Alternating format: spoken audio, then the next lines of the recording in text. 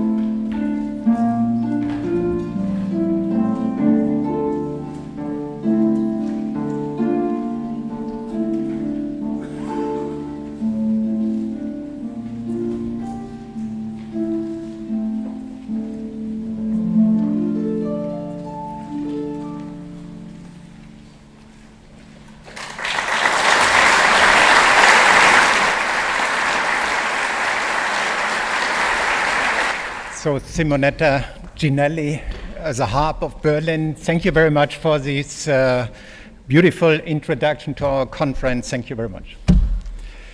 While we have now to transport something, I would use already the time to, and I'm very pleased to introduce to you the host of this year's conference and the president of the Humboldt University to you. When he was asked to give a welcome note around 1 year ago, he spontaneously agreed. I'm very pleased for it. And we have to see he's not just my boss at the Humboldt University, but also he has some relationship to agriculture. I don't know if he would explain it a little bit. But not least, I think the topics which are raised here are also a concern of Humboldt University, and therefore it's a pleasure for me to introduce to you Professor Olberts, President of the Humboldt University.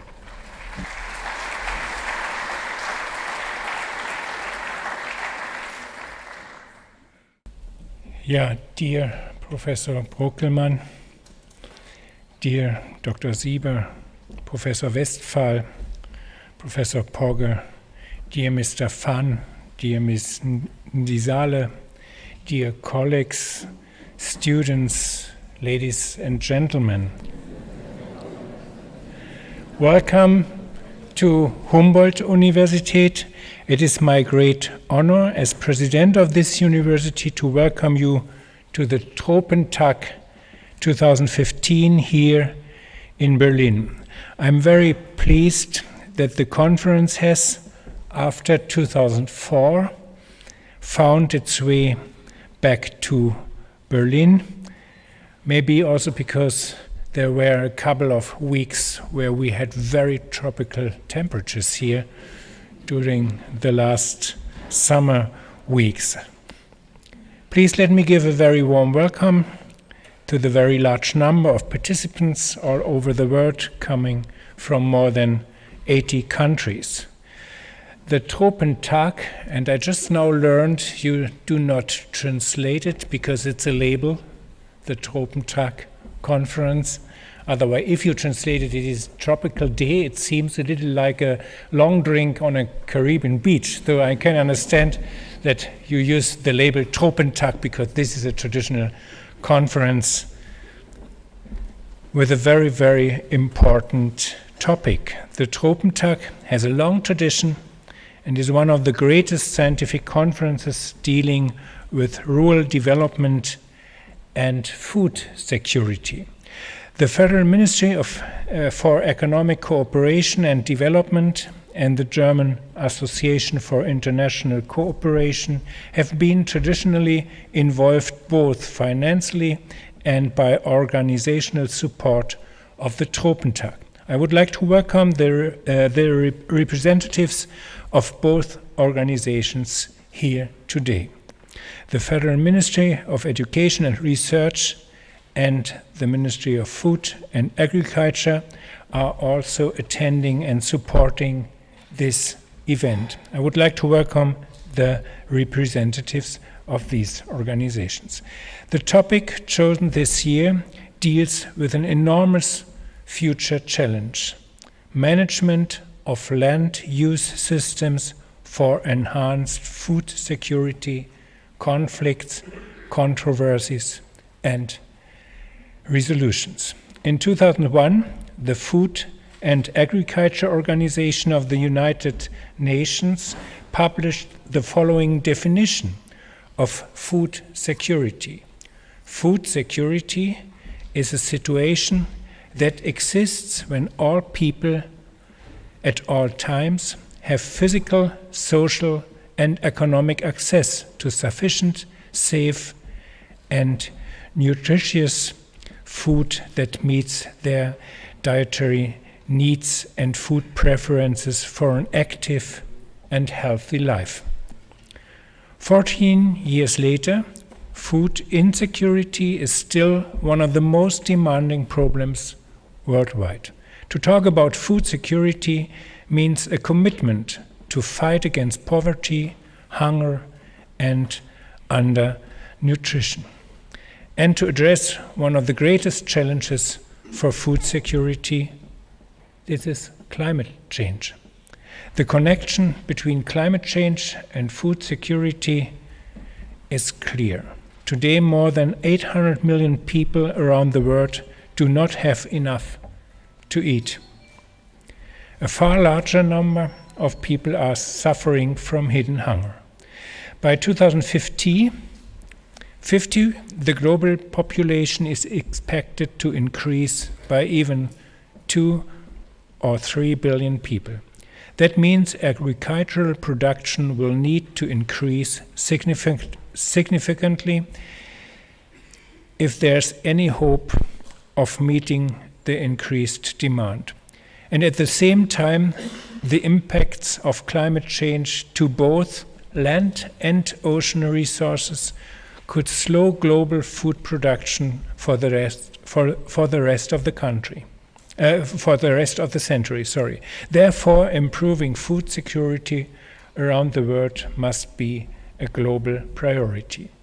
The Tropentag is a key event for the research on food security. Many national and international scholars from different disciplines have come today to engage in discussions, address controversies, and think of new solutions. I am convinced that the very complex real-world problems do not respect disciplinary boundaries. Different disciplines need to work together in interdisciplinary projects and in networks. Also, it is important to adapt the solutions to the specific conditions in the various regions of the world. This requires intensive international cooperation. Last but not least, the experience has shown that governments and politicians alone cannot address these challenges. Science also needs to work together with the business community, NGOs, and other stakeholders. Humboldt-Universität zu Berlin is aware of its responsibility for solving global problems of the future. Last year, the Life Science faculty was founded here as a result of structural reforms at the university.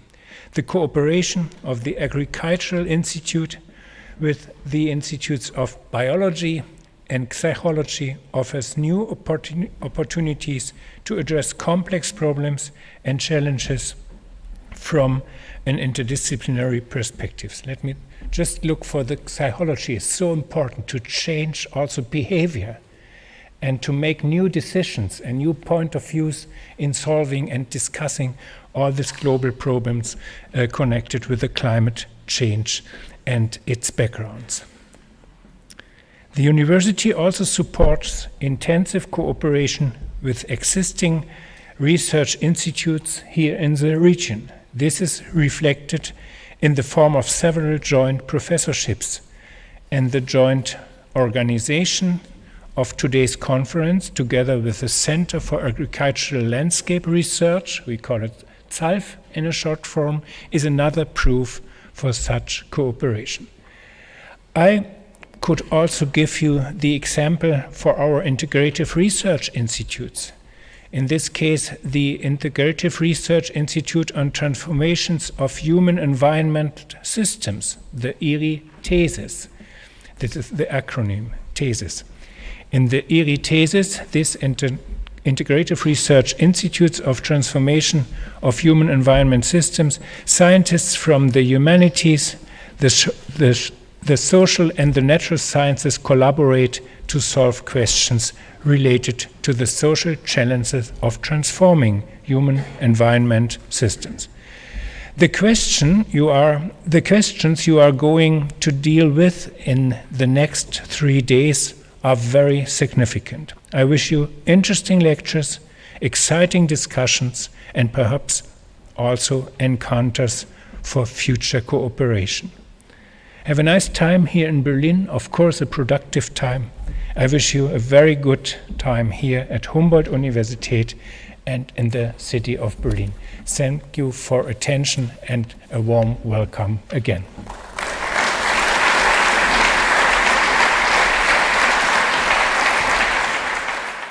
Thank you very much. As you have already heard, this year is also a special conference because this year this conference is jointly organized together with the Agricultural Landscape Research Institute at ZALF Müncheberg. And it's a pleasure for me in this respect to welcome Professor Dr. Hildegard Westphal. She's the Vice President of the Executive Board of the Leibniz Association, and also she will give a welcome address. Thank you for being here. Dear Professor Olberts, thank you for your kind and warm welcome here at Humboldt University of Berlin. Dear Professor Asch, dear Professor Kechele, esteemed representatives of the Ministry of Economic Cooperation and Development, from the Ministry of Education and Research, and from the Ministry of Food and Agriculture, dear scientists, as the core of this conference, dear civil society representatives from all over the world, dear colleagues, ladies and gentlemen. It is indeed a great pleasure to speak to you here today on behalf of the Leibniz Association. As the Vice President of the Leibniz Association, I'm in charge of international cooperation of Leibniz Institutes, and I'm most happy to be here and to convey to you the best wishes of our President, Professor Kleiner, and his best wishes for a successful meeting in the next 3 days. I would like to thank you, dear Professor Olberts, for giving us the chance to be guests in these wonderful surroundings, and thanks for organizing this wonderful sunshine for us. Coming up with ideas and turning them into successful action comes so much easier in nice and inspiring surroundings, as we can enjoy here at the Humboldt University today. And as Professor Olberts already mentioned before, it's really a delight to see that the Tropentag that was initiated in Berlin in 1999, this year has come back to Berlin as the German capital.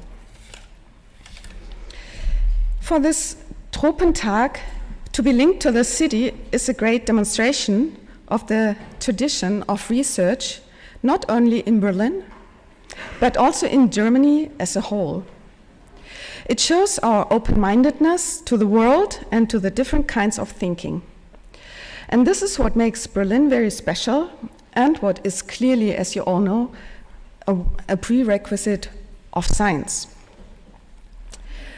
My sincere thanks also go to the initiators of the Tropentag, the Arbeitsgemeinschaft Tropische und Subtropische Agrarforschung, which is represented here today by Professor Volkert Asch as the architect of this conference. And also my sincere thanks go to the Leibniz Center for Agricultural Landscape Research, the mentioned ZALF, represented today by Professor Kechele, which is responsible for the smooth organization of the event and the pleasant atmosphere that we already experienced in the registration room, which is really an achievement when you already feel the atmosphere there.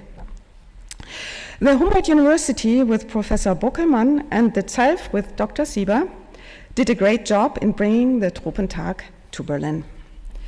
And I am very, very impressed by the high number of participants. I just heard that the number has again increased, and we have more than 1,300 registrations. This is great.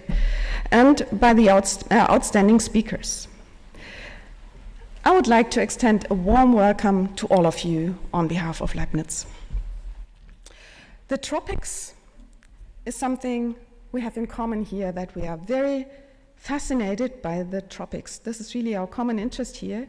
And many of you grew up in the tropics, and others, like me, for example, we were attracted to the tropics from faraway Germany. And I'm by training a carbonate sedimentologist, and you might think, why is a carbonate sedimentologist interested in the tropics? Well, the tropics of the distant past, many million years ago, is really what our carbonate rocks have experienced. And so coming from the geological side of the world, carbonate rocks or carbonates are born in the tropics, and I was always fascinated by going into the modern tropics to understand the complex environments. So my scientific home somehow is in the tropics in areas like Polynesia and Mauritania. As the Vice President for International Cooperation of the Leibniz Association, I'm also the Director of the Leibniz Center for Tropical Marine Ecology, the ZMT. And as this, I'm constantly in endeavor to increase the awareness of the tropics and put the tropics also on the agenda of politics and science politics. A large number of Leibniz institutes do research in the tropics. This is not only the ZALF that we mentioned before and the ZMT, but also the Bernhard Nocht Institute for Tropical Medicine, the German Institute for Global and Area Studies, and the Leibniz Institute for Zoo and Wildlife Research, just to mention a few. It's many more. And with this, we strongly support scientific topics related to the tropics within and outside the Leibniz Association. You might now ask yourself, what is Leibniz all about? The Leibniz Association connects 89 independent research institutions throughout Germany. And these institutes cover a wide range of academic disciplines from the humanities, social sciences, life sciences, as well as natural and environmental sciences. Leibniz institutes address issues of societal relevance. That's our goal. They conduct knowledge-driven and application-inspired research, maintain scientific infrastructures, and provide research-based services. Leibniz research alliances address current scientific and socially important issues. And one of these is, for example, dedicated to infections. And this, of course, as you know, is a tremendous challenge, especially also in the tropics. And this research alliance combines the expert knowledge of Leibniz researchers from tropical medicine, biomedicine, ecology, wildlife research, social sciences, and sustainable food production and healthy nutrition. So you can see it's a holistic approach. And this is only one example of the cross-cutting and innovative research that Leibniz offers. Ladies and gentlemen, the tropics enrich the world with their wealth of cultures, and at the same time, the tropics meet local and global challenges which we cannot face without scientific knowledge. Questions have to be answered, such as how will population growth affect societies, borders, and governments? In which direction are societies and the natural environment transforming? How will natural resources be used when the need for them seems to increase tremendously in the future? Will the health status and the population change, and how is this linked to resources? In which way will regional, national, and international governmental and non-governmental institutions decide and plan their strategies? How will international trade influence the on-site situation? For me, it's a pleasure to see that the Tropentag has got a broad approach in its disciplines and offers session, not only in agriculture, which of course is where the Tropentag comes from, also in terrestrial ecology, management, and governance. And I'm delighted to see that this time, for the first time, a session has been included that addresses the wet parts of the tropics, namely the coastal and marine spheres. At ZMT, we would say that Tropentag now has gotten wet feet, and we are happy about that. The reality does not have a disciplinary approach, and quite contrary to science, it lives in sliding spheres. Most of the world population lives near to coasts. Megacities are often found next to large rivers or in the open sea, and these hubs need the maximum of resources. The matter fluxes do not stop at the coastline. We need to think the tropics as integrated area of land and water to answer pressing questions. Resources already play a key role and will increasingly do so in the future, not only in terms of trade and economic growth, but also in terms of sustainable production and healthy food. Most people living at coastlines have a very high dependency on their environment. They depend on quite a variety of resources. On the resources the land is offering in form of agricultural products, but also on the sea with its protein resources and products, and on the social and political environment they are living in. The increasing world population The increasing world population will foster the challenge and force us to cooperate on different levels. This reality needs holistic scientific and political approaches. As the president of the Leibniz Association, Professor Matthias Kleiner has already pointed out when discussing the responsibility of science, mehr Gemeinschaft wagen. This is German, and I cannot really translate these three words into English without losing the very exact meaning. But what he wants to say and what he wants science to be aware of is we have to venture out towards more community and cooperation. This is what, in my view, the Tropentag offers to be. A place of open exchange between holistic thinkers and ambitious experts. And meanwhile, science tries to bridge the gaps between the disciplines. And the policy-making sector has acknowledged the fact that collaboration between different ministries actually brings us closer to our common goals. The Ministry for Economic Cooperation and Development, the Ministry of Education and Research, and the Ministry of Food and Agriculture are supporting the Tropentag with funding and their expert knowledge by hosting own sessions to enhance the policy science interface.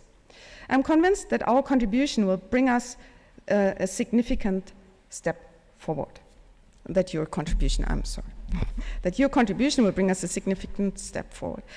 Dear colleagues, during the next few days, 3 days, you will discuss your ideas and come up with approaches to put your scientific knowledge on the agenda of different stakeholders.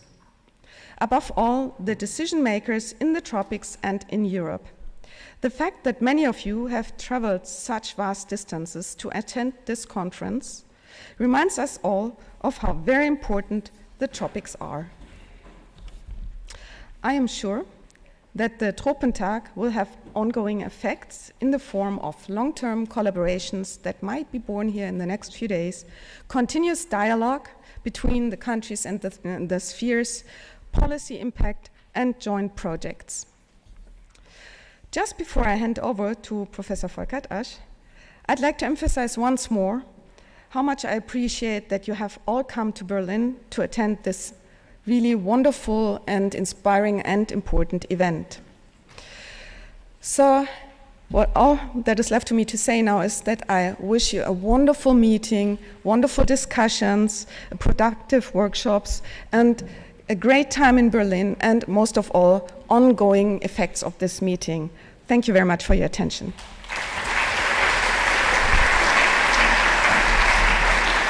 Thank you. Thank you very much, the Vice President, Mrs. Westphal. Thank you very much, dear Mr. Orbitz. Well, we continue the program. My name is Stefan Sieber. I work at SALF. I'm the direct counterpart from Mr. Buckelmann. And there's one person missing in this row now. It is Mr. Volkert Asch, the chairman of ATSAF. He just said, Stefan, can you translate ATSAF? I couldn't do it in English, but you will do it, please. Go ahead. Thank you very much. Thank you, Stefan.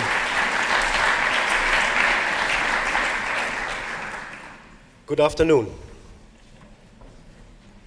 Well, in my country, it's normally that you greet the person who greets you. So, good afternoon again. Thank you very much. I'm very happy to see you all here.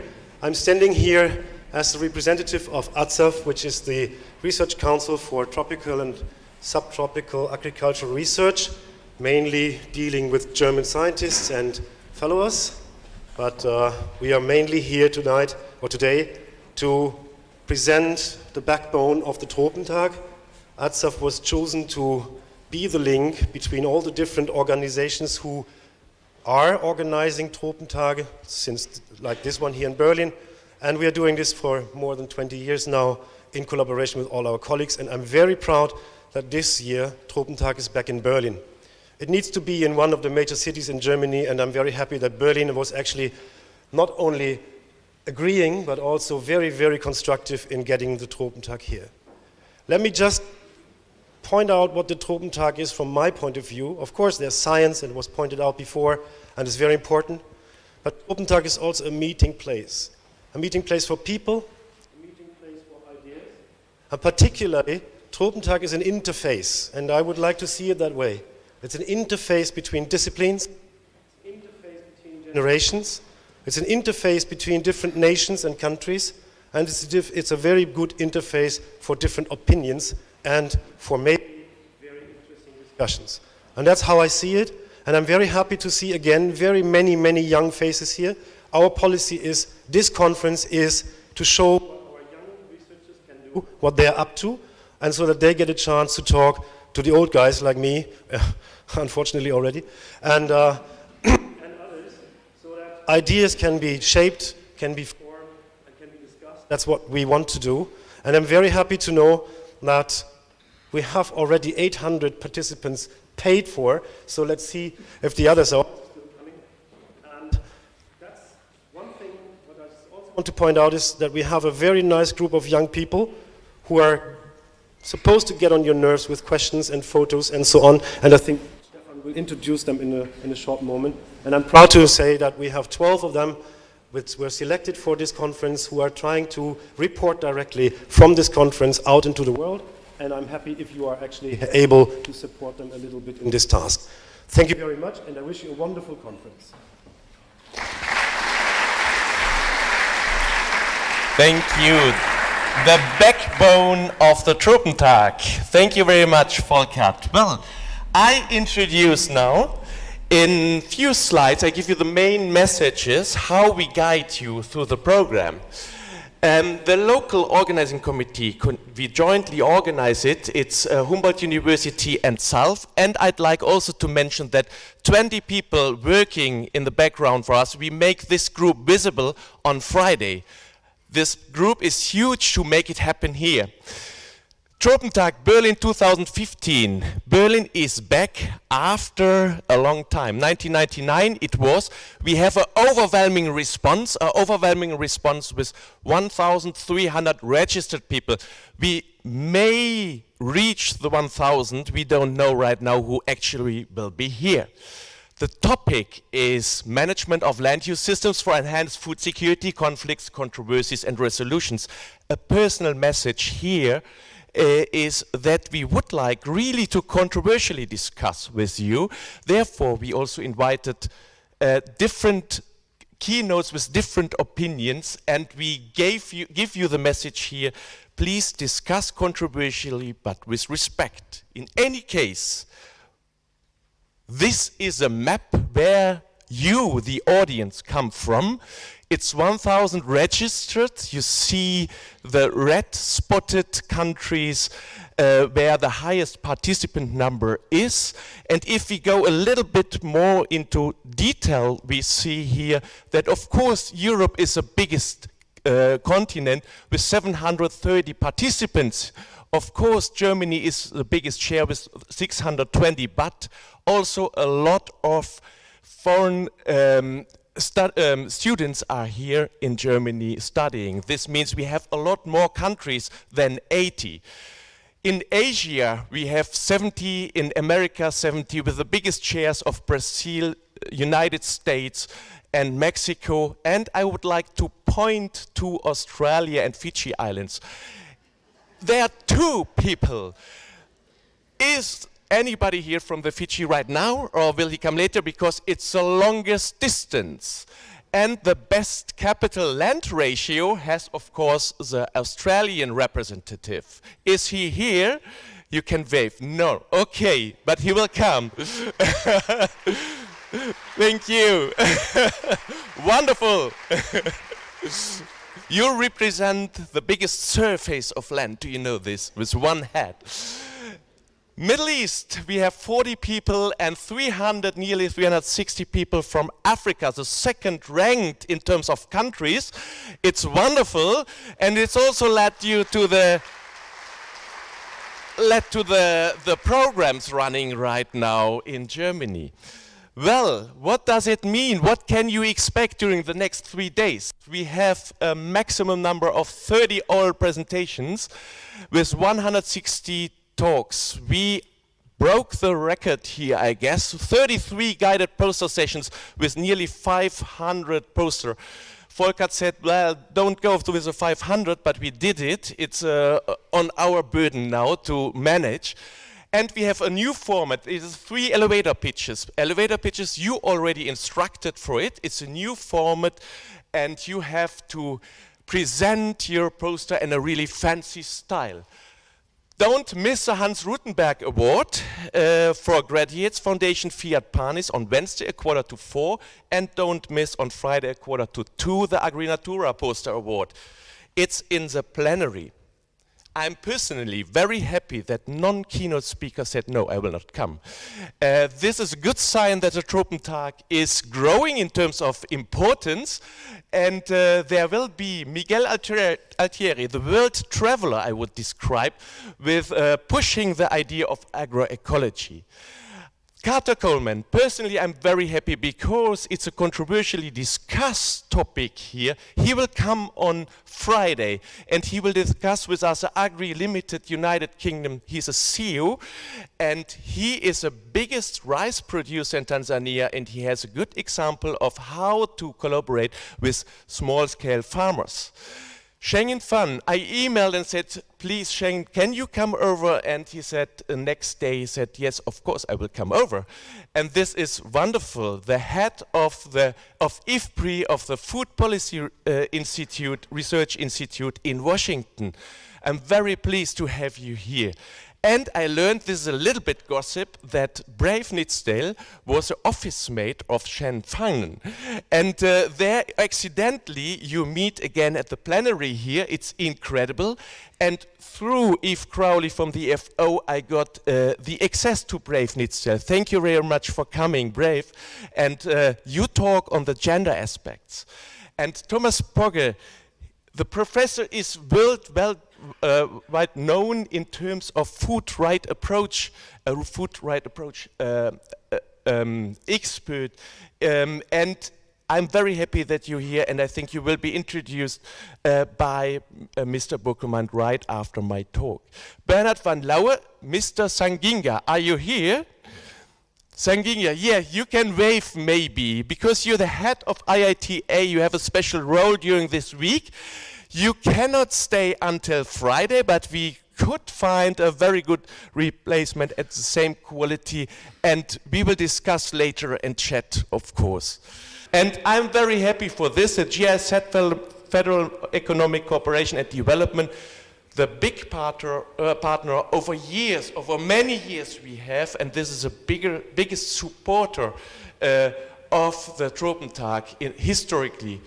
But on top of this, beyond, we have the Federal Ministry of Education and Research, and we have the Federal Ministry of Food and Agriculture. They're both there for the first year. I'm very happy to have you here, and we ask you, of course, in a very nice way, considering whether this collaboration could stay for longer. What does it mean in terms?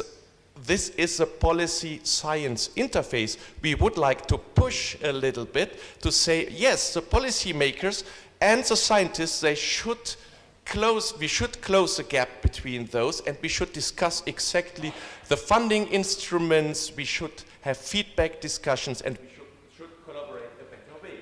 This is the first milestone for this. Also, the DFG, Agrinatura, Stiftung Fiat Panis, DID, DSG, Kali, and KWS. These are donors for many, many years, and please stay with us. It's very important. Now, I'm almost done. It's the penultimate slide, and we have the student report. it was introduced, I think it was by Volkart Asch, introduced a couple of years ago. It's a wonderful tool that students learn how to write press releases, how to use, to film and all this. Please, are you here? Can you come over that you just can be presented in one row? It would be very nice to have a big applause for you because, yes, come on, who else is there? Is it only one? No. Yes, you're the reporters. You're responsible. Everything what is going as information outside to the public world, you will be responsible for this. It's a high pressure. And a big applause for the student reporters. And please,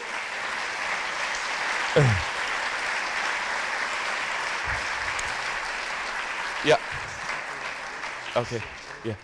And please answer if they ask something. Yeah, thank you very much. Thank you. Okay, then we go ahead. This is the last slide. I just said, enjoy the Tropentag at the conference. I found just one sentence. Barack Obama said once, people of Berlin, people of the world, this is our moment, this is our time. And I added the sentence to discuss our future at Tropentag 2015. Have a lot of fun. My personal message to you is enjoy it. First of all, you really should enjoy. You should learn, socialize, network, and to be frank, it is really important to have our own network in science to let you survive at the very end. And it's important, and therefore enjoy your week. Thank you very much. Yes.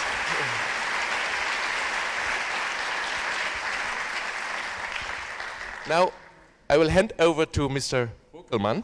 So thank you very much for this introduction. We are running a little bit out of time, therefore I will try to be short by introducing the first speaker, and I'm very lucky to introduce, oh, it's off. I'm very lucky to introduce to you Professor Thomas Pogge. As we have already said at the beginning, I think this should be a platform for a controversial discussion, and I've read in one of the magazines that no one likes his messages, but he's always invited. So it makes a little bit clear he is a philosopher, but always intending that ideas also have to come to action in a way, and therefore he's very active. He's a Leitner Professor of Philosophy and International Affairs and the founding director of the Global Justice Program at Yale. And I could mention quite a lot of other positions. Among that, he's member of the Norwegian Academy of Science and other organizations. And the last publication, the book which is mentioned here is Politics as Usual, addressing the needs to do something also to politicians based on this philosophical analysis. So we are very pleased to have you here in order to inform us about your research and your activities. So we are supposed to talk about food security, food insecurity, and in order to do that intelligently, we have to know what the extent of the problem is, and we have to have a kind of plan to fight food insecurity. And in this regard, the development goals of the United Nations play a very major role. 2015 is the year in which the MDGs, the Millennium Development Goals, are expiring, and it's also the year in which in this very month, the successors, the SDGs, the Sustainable Development Goals, will be adopted in New York. And they are dealing with all sorts of different deprivations, but of course, hunger and chronic undernutrition are always in the forefront. They were in MDG number 1, and they're once again prominently included in the SDGs. So I want to talk a little bit about that official effort to track hunger and undernutrition and the progress that we have made or not made in the years of the MDG period. I'll start you off in the year 1996, where for the first time this idea of halving chronic undernutrition was floated, and it was floated at the World Food Summit in Rome, where 186 governments came together and said that they would halve chronic undernutrition by 2015. Here is the precise text. What they said was, we will reduce the number of undernourished people to no more than half by the year 2015. Now, I know most of you are numerophobes. No, you aren't really, but I will give you the numbers of what that would mean. At that time, the official number of undernourished people was 788 million. And so reducing that by 50% meant that 394 million hungry people would be legal by the year 2015. Now, in the year 2010, that number stood at 925 million, and so unfortunately, we went 17% in the wrong direction. Instead of a decrease of 50%, we had an increase of 17%. The increase was pretty much immediate, so 1996 was a low year for hunger, according to the official numbers, and it went up right afterwards. And so already in the year 2000, governments and officials could see that it wasn't quite going as they had planned with regard to the reduction in hunger. And so when the Millennium Millennium Declaration was adopted in the year 2000, governments already slightly moved the goalposts. So what they then promised in September 2000 was, again, we will halve hunger by 2015, but now the idea was we will halve the proportion of hungry people. Now that's different, because a proportion is a ratio where you have something in the numerator, something in the denominator. In the numerator, you have the good old number of hungry people, but in the denominator, you now have the world's population, and that is increasing, and so some of the work of halving hunger is done by increasing population. Now, to be very clear, I don't care at all whether governments measure progress in terms of reducing the number of hungry people or the proportion of hungry people. I don't care. Either one is fine. What I do object to is that they surreptitiously exchanged the one for the other and thereby made it appear as though they stuck to the same goal. We are still doing this halving of hunger, but they really diluted the ambition by switching from halving the number of hungry people to halving the proportion of hungry people. So here's the text of the Millennium Declaration, Article 19. And here is the mathematics. It's a little bit more complicated. We start with the number of the year 2000, 833 million. Relate that to the number of people in the world at that time to find the ratio. We halve the ratio. Relate that to the expected number of people in the year 2015 to calculate the allowable number of chronically undernourished people in 2015. And you can see that went up by 86 million people. So we have become really less ambitious. The number, of course, in the year 2010 is still 925 million. Relating that to the population in 2010, we find that we have gone up 2%. So it still doesn't look very good. We have, instead of reducing or making some good progress towards reducing by 50%, we have gone up 2% with regard to the proportion of chronically undernourished people. Now, the next step was the MDGs. The MDGs were published a little bit later than the Millennium Declaration. They were often presented as being an outgrowth of the Millennium Declaration, a kind of implementation of the Millennium Declaration. But as you will see, they were really quite different.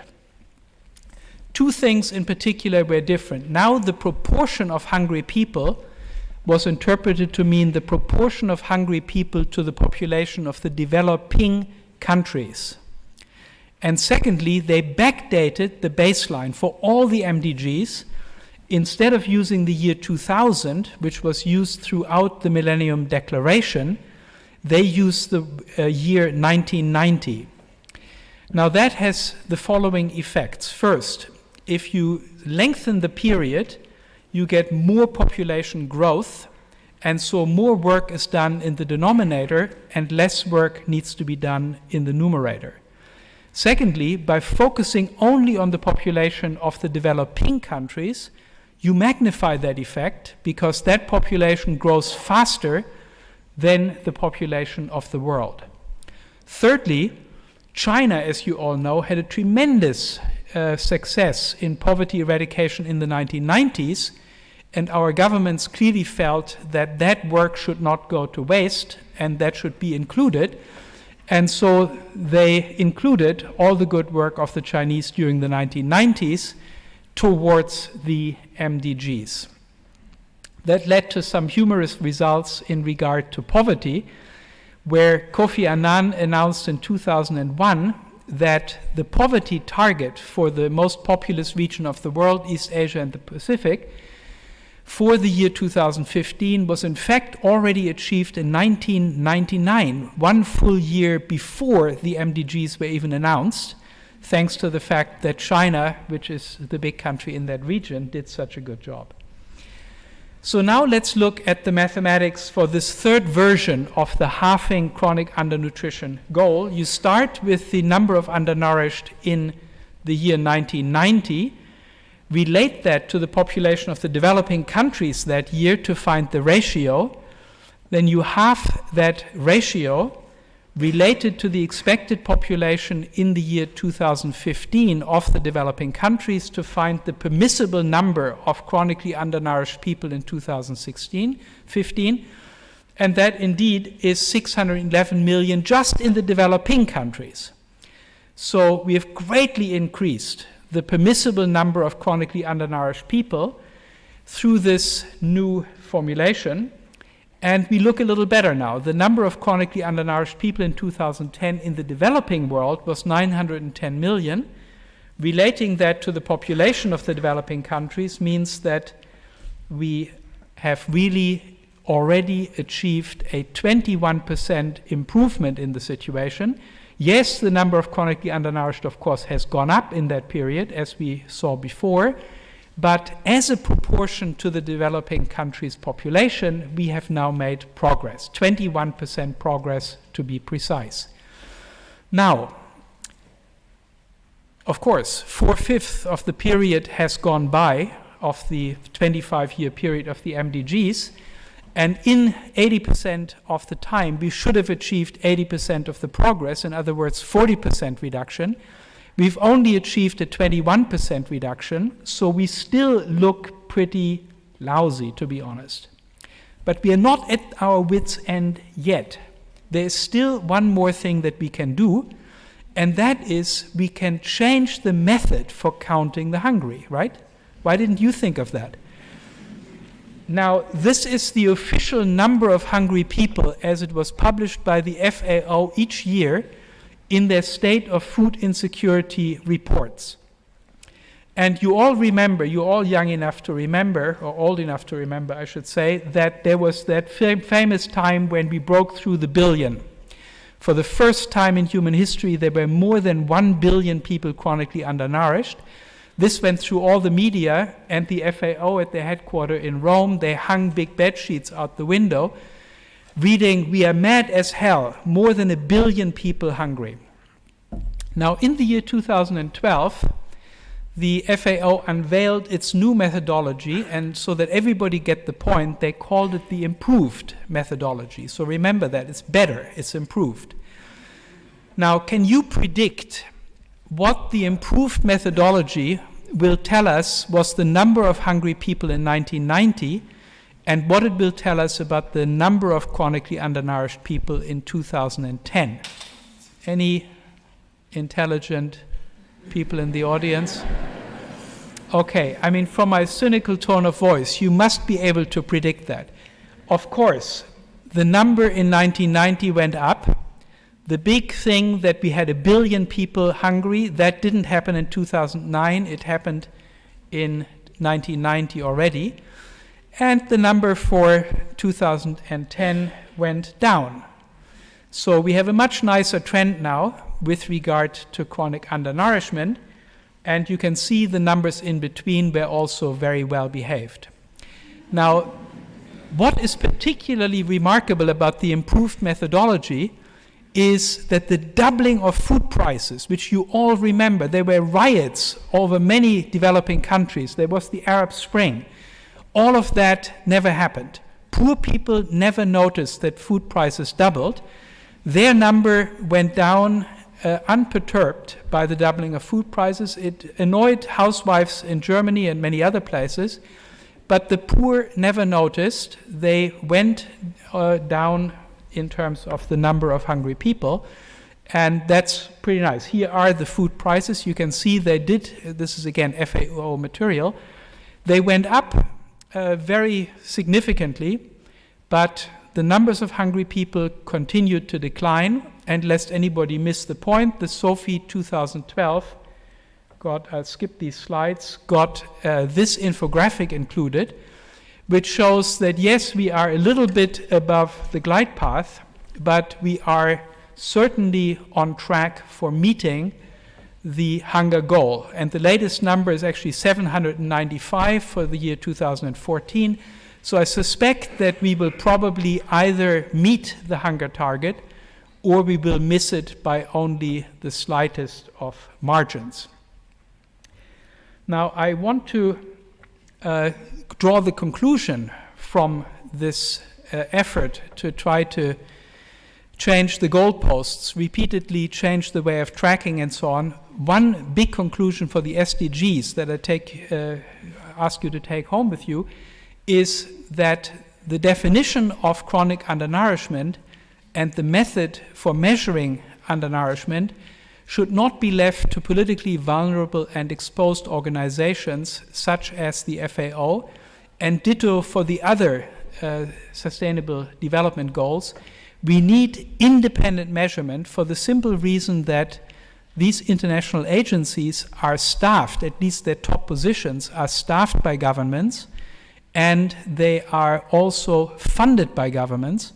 And so it can't be surprising, right? If I were working for one of these organizations, I would also try to please the governments that fund me and would try to get their support for the projects that I urgently want to undertake. And so it's unfair to blame them for delivering better numbers when governments pressure them to do so.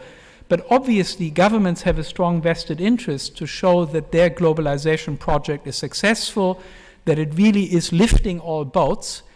And so I'm not too surprised that governments are pressuring organizations like the World Bank and the FAO to deliver better numbers, or if they're not pressuring them, at least these organizations know very well which numbers will be better received by governments and which numbers will be worse received. Now, I want to leave you with the new definition.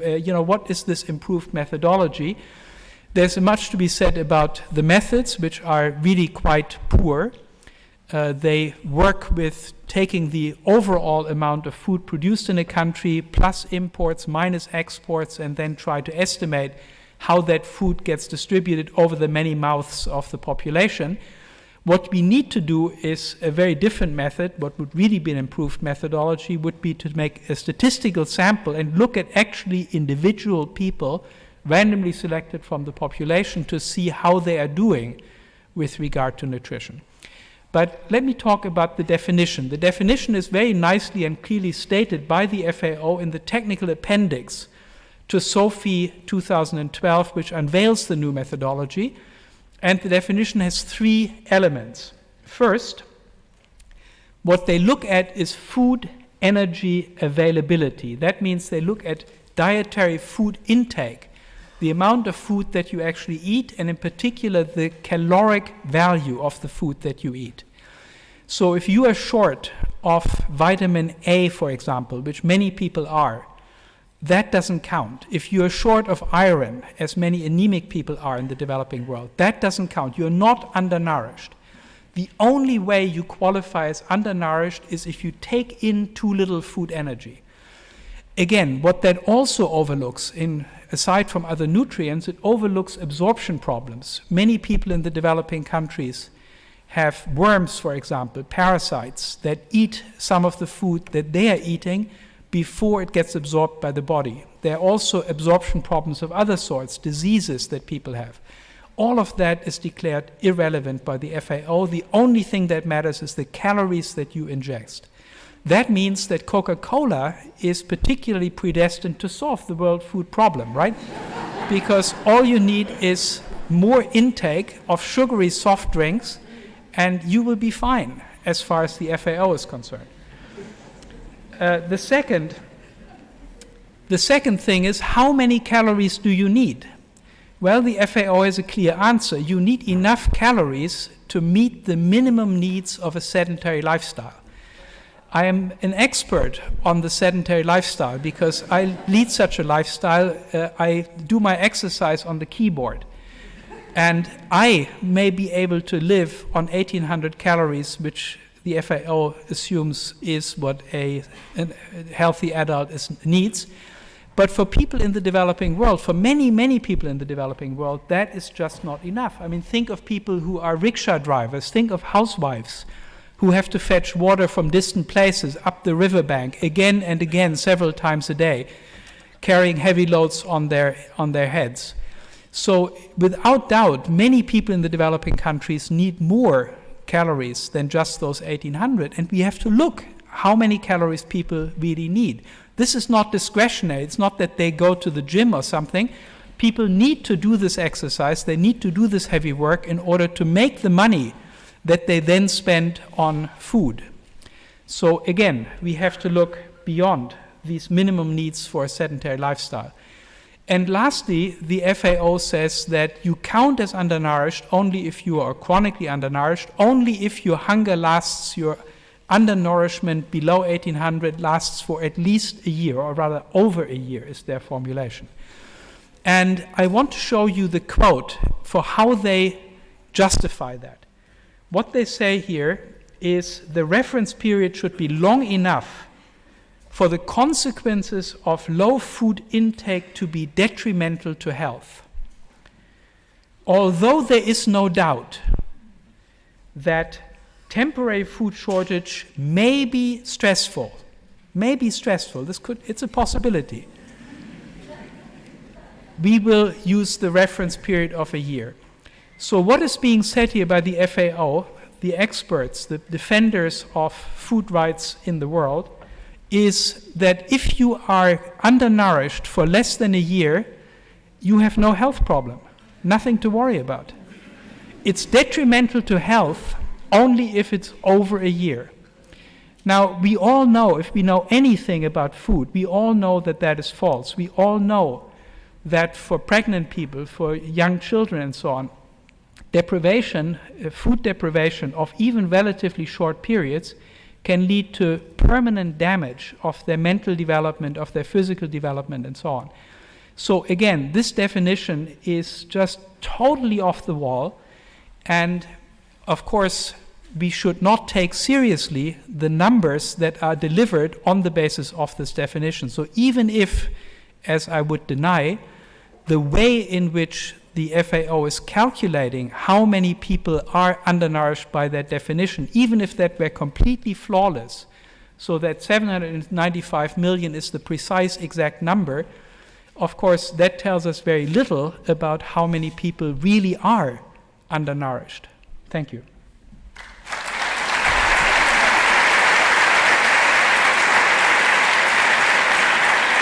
Thank you very much, Mr. Pogge. It was very triggering presentation from you, and thanks a lot. Is there any question for clarification while we now change the presentations? Is there anyone who has who would like to respond or comment? No? Okay, then I would like to introduce Mr. Sheng-In Fan. He is a head of the IFPRI, of the International Food Policy Research Institute in Washington. And you joined 1995, you joined at IFPRI, and we are very pleased to have you here. And you're also the Vice Chair of the World Economic Forum Global Agenda Council on Food and Nutrition Security. And what we already learned, that you studied together in the Minnesota University, and you're an agriculture for applied economist. Thank you very much. A big applause for Schengen Fan.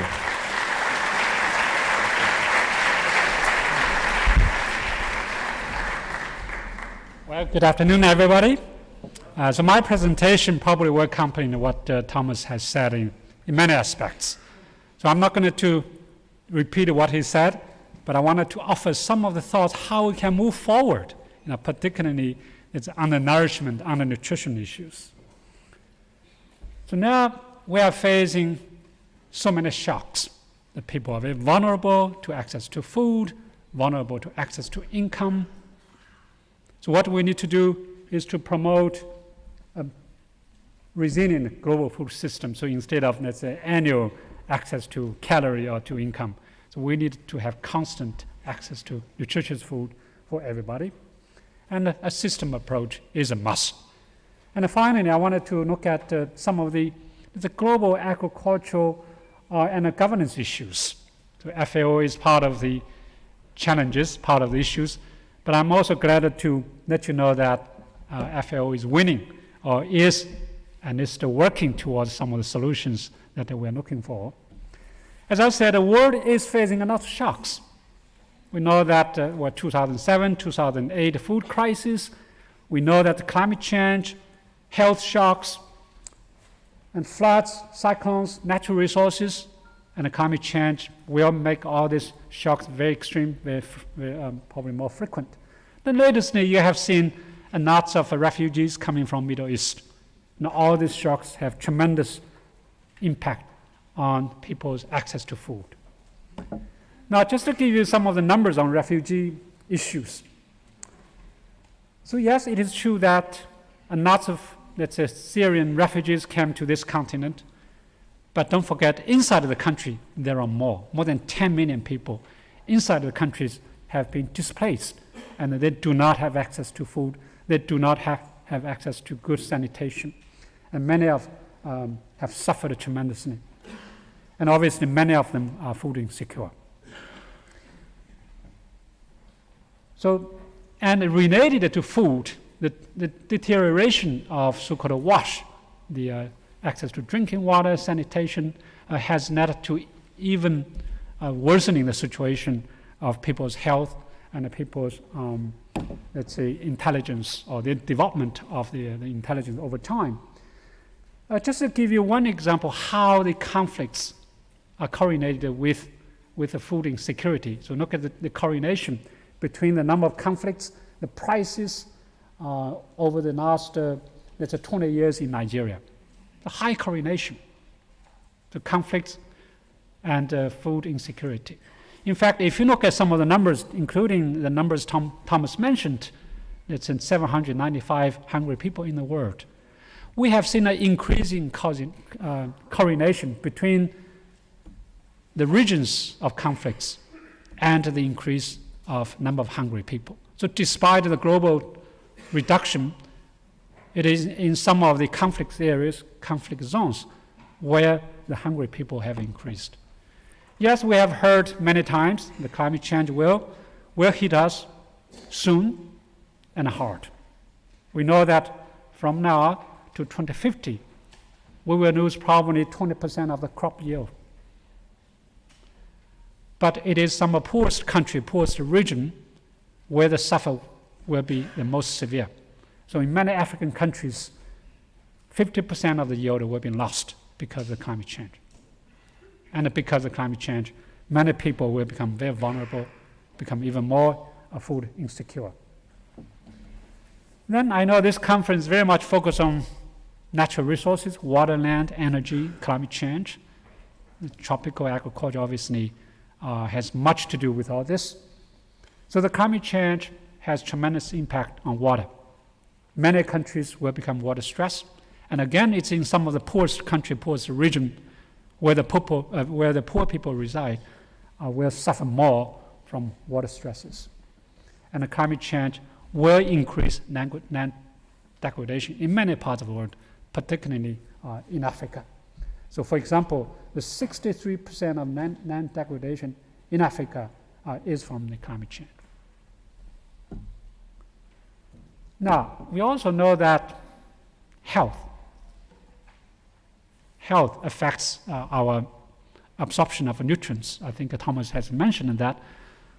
But you also should know that many agriculture practices, food production system, can lead to a vulnerability of the people subject to any health and disease shocks. You might know that 80% of our human transmittable diseases are hosted by animals. Chicken, avian influenza, and lately Ebola, and MEAS, this is Middle East respiratory syndrome. We know that Ebola killed many people, more than 10,000 people, but you may not know that hundreds of thousands of people, almost 1 million people, suffer from hunger and malnutrition. And this suffer will actually cause even much longer damage, either mental or physical health, particularly to the children. And when we visit different countries, Thailand, Vietnam, China, Taiwan, it's a region, many sort of emerging economies, if you ask them the top priority related to food and nutrition, it's a food safety. So when the food are not safe, when the food are contaminated, the people will lose nutrition when they consume unsafe food, and particularly children. If children have diarrhea, not just the worms in their body, if the children have diarrhea, they lose nutrients. They become short, so they are underweight, they are stumped. Yes, indeed, we know that the FAO number can be challenged. So right now, there's 795 people are suffering from this hunger. IPRI began to challenge this number even back in 2000 when the concept was introduced. So IPRI challenged that concept. One is the calorie requirement, how much calorie. As you know, urban residents are very different from rural residents because their physical, the degree of physical labor is very different. The children are very different from adult women and adult men. So we begin to challenge that. Then also methodology in calculating the number of hungry people. Simulation is not going to work. It's real household survey. Yes, independent household surveys by academic research institutions. I'm so glad that FAO is pushing towards that direction. Only in the countries where we connect the first-hand data, connect the household survey data to measure how much they consume, then we can have some real number. But I wanted to mention another two dimensions of so-called malnutrition. One is hidden hunger. I think some of the previous speakers already mentioned it. Hidden hunger, lack of micronutrients, vitamin A, zinc, and iron in their diet. And more than 1 billion people are suffering from so-called hidden hunger. And that damage is equally big as the so-called visible hunger. The third dimension of malnutrition is overweight and obesity. Right now in this planet, 1.2 billion people are either obese or overweight. And I'm afraid it's the children will experience even faster in terms of overweight and obesity. Look at the chart there. So the economy is slowing down in this part of the world, in US, emerging economies, China, India, Brazil, but the growth rates of obesity and overweight of children have not slowed down. So every year the growth rate is more than 10%, in many countries 15%. So my own country, China, when you travel to Shanghai, Beijing, you will see many fat babies. 40% of them are either overweight and obese in Shanghai and Beijing. So if we don't stop that trend, first time in our history, the life expectancy may come down because of the obesity and overweight of children. It shouldn't be that way. By investing, addressing the malnutrition issues has very high return. So we are economists. IPRI actually has lots of researchers, economists, and increasingly sociologists, nutritionists and many other scientists over there. And I will calculate the returns from our nutrition investment. So $1 invested in addressing malnutrition, we have $30 in return, so 1 to 30. And I used to calculate the returns to investment in rural infrastructure, agriculture research, and I was very happy to have 1 to 10 returns. But for nutrition, it's 1 to 30. And then you can see it varies by countries. In many parts of the world, $1 invested can lead to 40, even $50 in return. In average, it's 1 to 30. So how are we going to build a global, resilient global food systems? Well, there are many, many options. But the key is we have to work together using a comprehensive approach. So yes, I think on top of the agenda is to build a strong and efficient institutions and a governance. The conflicts. The correlation between conflicts and the food insecurity, it's too directional. But how can we stop the cycle? But building these strong institutions, governments is very key. Then obviously empowering women. So my classmate or my office mate, and actually now she suddenly also become my boss. IPRI is a very independent organization. We have a board, independent board, and Brave is the member of that board. And I report to board, nobody else. Anyway, so the gender empowering women is so critical. Linking agriculture to nutrition has to be led by women. In Bangladesh, we did a study. If the women are empowered in agriculture in rural areas, the impact of certain investment programs on the reduction of child stunting will be 3 or 4 times bigger than otherwise. Now, obviously, partnership between public and private, investment in agriculture research, but investing in agriculture research must produce more with less, so which will be very different from the green revolution technologies. Just more rice, more wheat, more maize is not acceptable. How do we produce more nutrition, more nutritious food with less water, less land, less energy, probably even less carbon emission? Here I wanted to add another point which is not in my slide. How we're going to use the short-term relief, the social protection for long-term growth. We call it productive social safety net.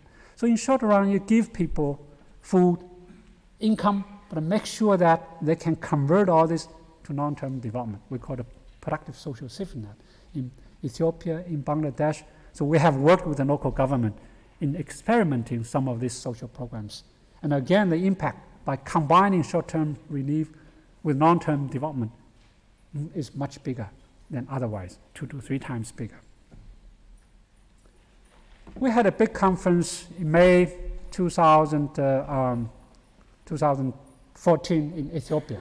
I think many of you actually came. I know some of the German participants, some of the African participants came to that conference.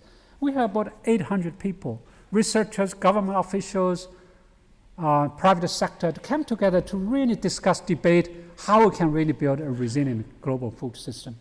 And we learned quite a bit. And the Ethiopian Prime Minister came to the conference and gave a wonderful speech. And his approach is try to bring different government institutions, ministries, agriculture, health, social protection, agriculture research, all this together to work on the same purpose, common purpose, how people can have access to nutritious food, not just during 1 week or 1 year, constant access to that. So resilience is not just buzzword. It has a lots of meaning. So the resilience is defined as bounce back from the shock, or even bounce back much higher than before. So I wanted to show you a chart there. So one is a resilient pathway, the other one is a vulnerable pathway. So resilient pathway means, okay, when shock happens, the other people will respond, institutions will respond, government will respond to cope with that shock. But then after a while, it will go back again, the normal growth path. The vulnerable ones means it will go down. So vulnerable. And I'm afraid in many parts of the world, we have experienced vulnerable pathway. Now, the conflict obviously is very critical. So here, I think today, the media is very much dominated by refugee issues. My key message here is all these refugees, the root causes of these refugees are underdevelopment issues. You might remember in the 80s, right after the Vietnam War in Vietnam, many refugees, Vietnamese refugees, risked their life to go to Hong Kong, Thailand, it's Australia, many other countries. But today you don't see them anymore. Why? Because they have recovered from that shock, they have grown, and now many of these so-called boats people begin to go back to invest. So my own country, China, even until 15 years ago, you see a lot of illegal immigrants coming to this part of the world, to US. Again, today you don't see them. So development is a fundamental solution to refugee crisis. Capacity. How are we going to build a resilient food system or any system? So the capacity is very, very critical. Global capacity, the global governance, national capacity, but more importantly is community capacity and people's capacity. In this regard, a research organization like us, we learned tremendously. We actually lag behind of lots of NGOs. NGOs have done this type of work for so many years at community level, at a local level. I think research organizations or global institutions like FAO have lots of things to learn. The measurement issue is so critical. So I very much support what Thomas said. We need more frequent measure, better measure of access to food, nutritious food. Balanced diet. So I think I would change definition of that food security of FAO. We need to have constant access to a balanced, nutritious diet at all the time. And how are we going to measure that? So we need more frequent data to measure the diet quality, quantity, and to measure the results of that nutrition, child stunting, BMI, whether we are overweight, obese, or underweight. So these are some of the final outcome of the nutrition. So it's not just food.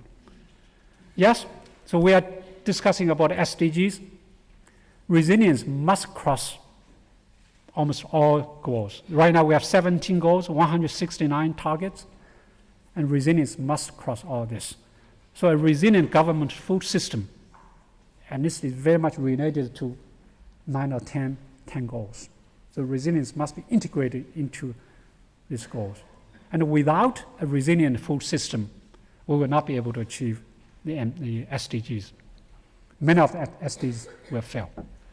To support all these different initiatives, the SDGs, ICN2, the second nutrition conference held last November in Rome, Zero Hunger initiatives, all this, we need research, we need data, we need knowledge, we need innovation. So IPRI is committed to solve. And we introduced an initiative called Compact 2025. So we aim to end hunger and malnutrition by providing knowledge, data, research, innovation support to all these different initiatives. And this initiative will be launched on November 18, 2015, this year. And for many of the students sitting here, we will also have so-called innovation funds, innovation grants, so you can apply for to innovate your ideas, to test, pilot certain initiatives. So check our website. So we are looking forward to your inputs as well. Thank you very much. Thank you. Stay there. Do you have a question? I have a question, because you were talking, that was wonderful, a wonderful talk. Thank you very much. Talking about at a global and at a local level, I always see the price peaks, how to mitigate price peaks. Do you have a good instrument for this? There are widespread instruments well known. And secondly, also this holistic approach, the system approach, what you said at the local level, how to come actually to the real implementation. We have a lot of knowledge, and maybe you have you can say something about this. Very good. Actually, two questions, not just one. Okay, how are we going to manage food prices? And for the last 4 or 5 years, food prices have become very stable and very low. Does that mean we should just forget about it? No, we should never become complacent. The factors behind the 2007, 2008 food crisis are still there. They are still in our closet. They can come anytime to haunt us. Oil prices can go up anytime. Oil price can be vulnerable. The climate change, then the market failures, export bans, all this can happen anytime. So how we are going to manage that? For us, the higher food prices are not necessarily a bad thing. The small producers who account for 80% of hungry people in the world need higher prices to make a profit, to make an income. What we don't like is volatility. Today it goes up, tomorrow it goes down. And that sort of volatility hurts everybody, consumers as well as producers. Producers don't want to invest. How are we going to do that? Investing in agriculture, research, investing in rural infrastructure, in marketing. When the market works, when the infrastructure are there, food prices usually are very stable. So that's number one, keep investing in that. Second, make sure that any trade negotiations, anyway, yesterday we just had a chance to meet with the WTO DG. We came over here. We gave him a strong message that in the future in WTO negotiation, the trade restrictions, particularly export bans, must be introduced to any WTO negotiation. Then obviously, biofuel is another big factor. When oil prices go up, biofuel will become a big factor in driving our food prices. Now, your second question, the implementation at community level. I think we actually have to treat it as a research topic. Many actually implementation worked. There's NGOs, like Helen Keller International, has helped many farmers, many consumers to improve their food and nutrition security. So we got to learn from them to scale up some limited successes. Again, as part of Compact 2025, we are looking for successful stories where you can help us to see, hey, maybe some of the successes can be scaled up in other parts of the world, or maybe can scale it up to a much bigger scale. Thank you very much, Mr. Fan. A big applause for him. Thank you. Maybe there are comments for Mr. Pogge, because he has to leave earlier. I would like to, maybe, if you want to, please come again here on the podium, and because I would like to give you the chance also to discuss with us before Brave Nitsdale is talking. It's very important because it was a very good and important talk on statistics, and therefore, in this regard, I'd like you to ask Mr. Pogge. We can allow up to 3 questions here. Yes.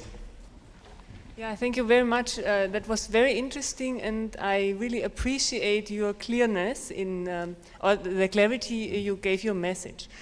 But I would like to know, what is the response of FAO to all these recommendations and criticism? Because you are not the only one who exactly says that the statistics is statistics only, and it does not reflect a reality. So what is the response of FAO and all these politically involved organizations, and why do they not change? I really would like to know that. Do you want to respond right now? Okay, the second question, please. There was another one. Yeah.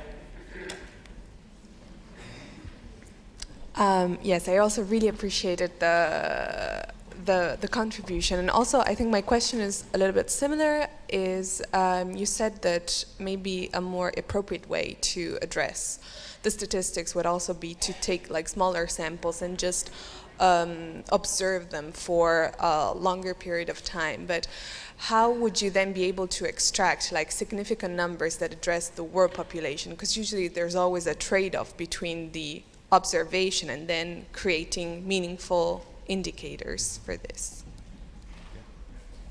And there's, at the last line, is it here? There's one more question. Yes?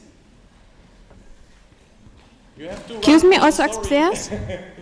Here, it's over there.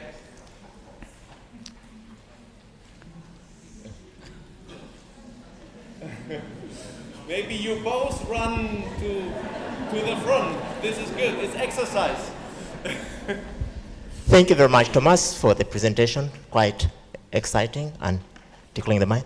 But I'm just trying to inquire. You are talking about improving methodologies for collecting the data. But given the situations that are existing, the shifting of goalposts, of course, is not really the right approach that should be taken. But for the developing countries' context, the realistic situation is that the funds that will be availed for this collection of data may not be adequate. The institutions that are supposed to be getting this data are not well facilitated. And then access to these populations, the various variations that could be existing within for these indices. How could we handle such issues in improving the approach for accounting for food insecurity or undernutrition? Thank you. There was one more question. We can allow it quickly. If you just ask, yeah. Yes. Can you speak without micro? Yeah. Yeah.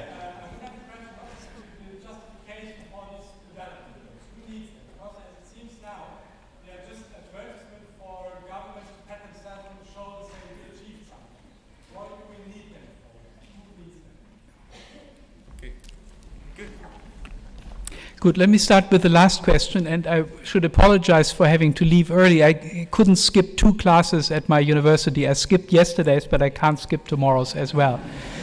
So part of the working population. So why do we need the data? I think we need the data in order to address the problem, right? We need to know where people are hungry, how many people are hungry, so that we can plan an appropriate response to the problem if we want to work for a world without hunger and without malnutrition. So that's the key thing. Now, with regard to the cost, I don't think it would be a lot more expensive to do it in the way in which I suggest. You all know that there is enormous power in statistical sampling. So, for example, when we have an election in Germany or any other country, we can normally take an exit poll. So we go and we ask randomly selected people as they come from the polling station, and we say, how did you vote? Statisticians tell us, and they can calculate very precisely what the error is depending on how many people you sample. The more you sample, the more accurate it is, but even with 2,000 people, which is the normal sample that these institutes take, you can get a very accurate read on how people voted, and you can predict how the election worked. It's important, of course, that you take a random sample, right? You can't sort of take all the sample in Bavaria, because that would not give you the right result for the entire country. But if you take a randomized sample, or you call people up or something, you can get something that is within 1% accurate or so. And that's what we need to do here, maybe a weighted sample, as it's called, where we overrepresent people who are poor and therefore more likely to be undernourished. And I think we would there get vastly better information. We would not only have information which we can get from the general food accounting that the FAO practices, information about energy consumption or intake, but we can also get information about how much of that energy actually arrives, gets absorbed by the body, and we can look at all the other micronutrients, right? We can look at, as we just saw on the slides, we can see whether people are iron deficient, iodine deficient, deficient in iron, and so on and so forth, and get a clear picture of where the deficits are, and then in a targeted way combat these particular deficits. I don't think this would be terribly expensive. I don't think that poor countries should bear it for themselves. I think this is an enterprise that should also, for reasons of uniformity, be directed by some central agency, but it just shouldn't be the FAO under the circumstances. It should be some reputable academic agency that might be paid for that job, with people who have a big reputation to lose, who would do it in an open and transparent way that food experts from different countries and different disciplines could look at carefully and examine up to scientific standards. Now, what's been the FAO response? That was the first question. I've discussed it at quite some length with the chief statistician of the FAO. That's documented on a website. You can actually read that whole discussion back and forth. I don't think that the responses I received were particularly clear. They were somewhat contemptuous for the most part, basically saying you're just a philosopher, it's just unfortunate that people who don't understand statistics, and so on. And I think it is crucially important that, I understand that there are things that I don't understand, that are in other disciplines and so on, but the FAO has a responsibility to communicate how it is developing these numbers to people outside the statisticians' community. And of course, other statisticians have read these responses and they said, I don't understand what he's talking about either. So it's not that it's particularly me who is not understanding what the responses are. Moreover, what I showed you today was not the statistical methods that were used. I just simply showed you the definition. So the statistical methods come in after you define it. You say how many people satisfy these three criteria, namely insufficient energy intake for a sedentary, minimal requirements for a sedentary lifestyle for over a year. Now that's, even if you get completely accurate data for that, you have still measured the wrong thing. So even the definition is dramatically wrong. And so I'm quite sure that the FAO is not doing a good job in telling us about the magnitude of the problem. The rector actually, in his opening remarks, read us the definition of food security, which was a very ambitious definition, that people are at all times have all the nutrients that they need, are secure in their knowledge that they will have these nutrients and so on. And we should define food insecurity as simply the inverse of that, everybody who doesn't have that. And that number would be vastly, vastly higher than the number of chronically undernourished people as now developed by the FAO. So thank you, and very sorry that I have to leave you early. I would love to be here with you longer. There's one comment from Brave. I run to you now. Okay. With the micro, because we have only one, I guess. No, thank you very much. It's great to have people like Thomas, because they make you think outside the box. But I thought it was going to be unfair if I let him go and me, being from FAO, listening to this interesting criticism, which is very good, as I indicate. But I just wanted to inform you that FAO actually has stakeholders beyond intergovernment organizations, governments. From 2009 to 2012, if you recall, that we now have a committee called Committee for Food Security, Rome-based agency with stakeholders from civil society, private sector, parliamentarians, that sit around and discuss exactly these issues. Challenges not only on statistics, but emerging issues in the world. How can we make sure that we feed the world and have food security in the world? And issue of data is very important. But you find that time and again, issue of collecting sex disaggregate data and individual data on food security is a challenge. But however, FAO and partners have found a way forward. New methodologies are coming out. Voice of the hungry, food insecurity experiment scales, FIES in short. But FAO cannot start using these when a statistician or just this statistician told you, you have to have evidence based on the ground.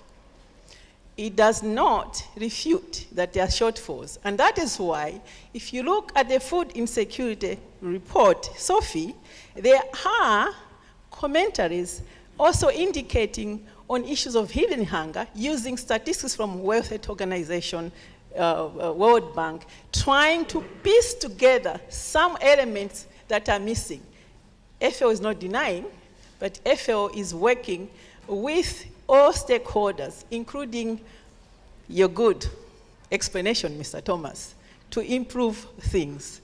So as Mr. Schengen has indicated, good things are coming out, including having the global strategy on statistics that has taken a lot of stakeholders, including donors, to ensure that we have the statistics that we need, that you're talking and alluding to. Thank you very much.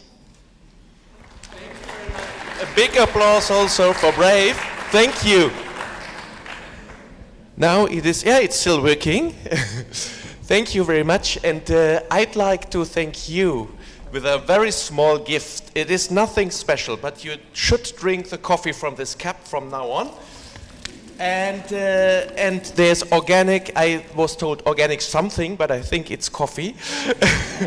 And there is the honey, honey from Berlin. It's very special honey. And I hope that you have a good journey back, and thank you very much for coming. It was a pleasure to have you here.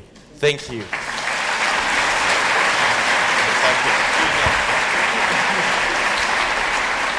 Well, it's wonderful, and I like this kind of discussion because it's very important to talk exactly on these issues in an honest and in a frank way. And I also thank you very much, Brave Nitsdale, that you take up this ball and said, yes, I do it. Now, I'd like to introduce you, Brave Nitsdale, from the Food and Agriculture Organization of the United Nations. You came through Eve Crowley. I'm very happy to have you here. You talk on the gender issues. And it is important because I cannot list all this what you did. It is immense. It is that you was a Malawi's ambassador to Belgium, France, Netherlands, Luxembourg, Italy, Switzerland, so many countries. But I don't want to steal now your time to talk, and I'm very pleased to have you here. Thank you very much for coming. And we will now, a big applause, we will now listen to Brave Nitsdale. Thank you very much again for inviting FAO to Tropentag Berlin 2015. Colleagues, Thomas and Schengen have talked grand issues on how we can enhance food security globally. And Thomas has actually alluded so much to data. I want to speak and zoom in to reality on the ground without only not looking at numbers, but what is happening to real people on the ground and where we believe solutions can come from. Today, we have enough food to feed everybody. Global food production has tripled, and average food availability per capita has risen by 40%. But hunger and malnutrition still persists. And Schengen actually demonstrated here. 1 in 9 people are still hungry today, whether you still question those numbers or not, but people are hungry. Furthermore, while estimates show that the need to increase food production is by as much as 60% is needed to feed the world, because by 2050, there will be exceeding 9 billion people in the world. Unfortunately, 1/3, even today, of the global food available is lost and wasted. What are we doing about it? A lot needs to be done, but I'll zoom in to rural women. Why I believe women are a solution to end hunger.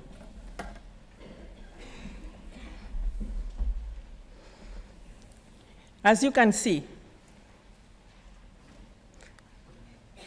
actually, women are a solution to end hunger. Look at the statistics on the slide.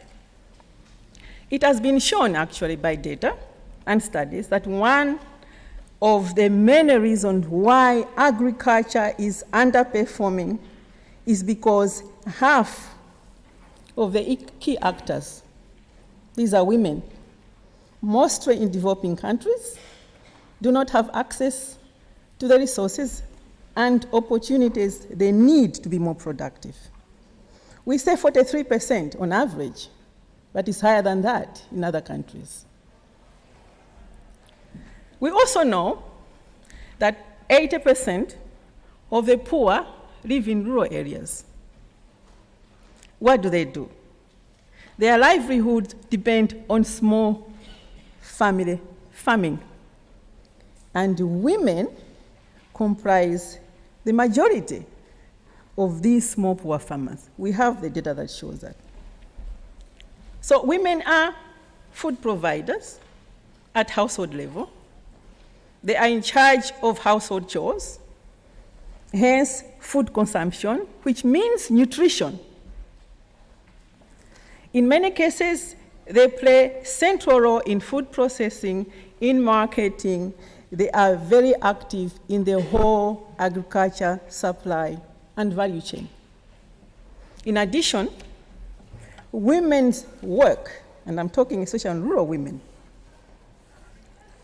it is invisible, and their tasks are unaccounted for by statistics. Doing household chores, caring for family, fetching firewood, teaching values, traditional culture, and culture knowledge.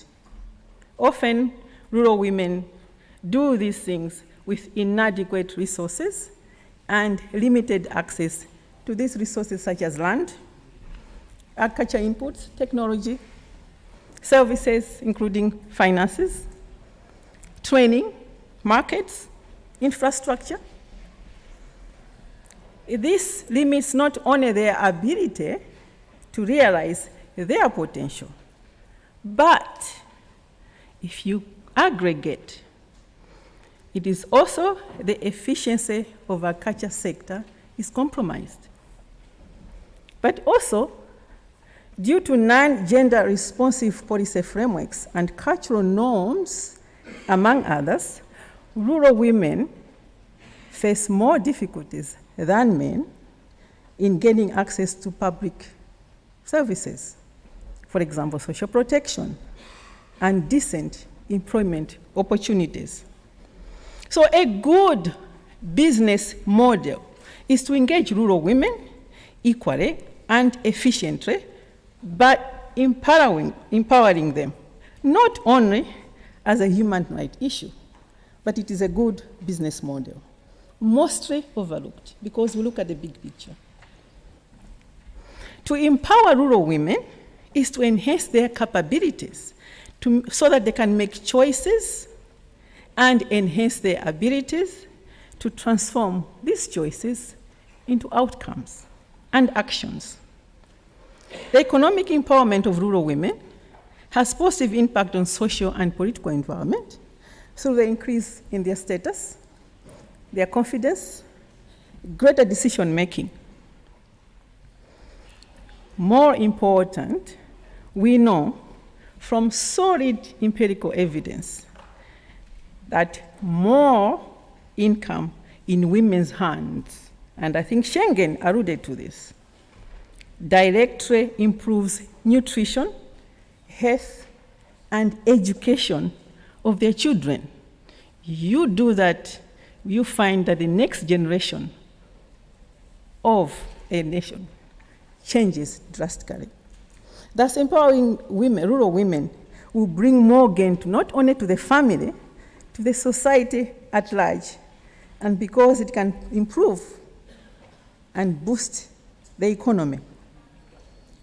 FAO's 2011 report showed actually that giving women the same access as men to agricultural resource and services could increase yield of only female-headed household, not all, only female-headed household, by 20 to 30%. And you know that it translates into actually cutting or reducing the number of undernourished by 150 million people. So indeed, women are a game changer. What and where does it matter? I'm going to pick two issues. I am saying land matters. Land governance even more.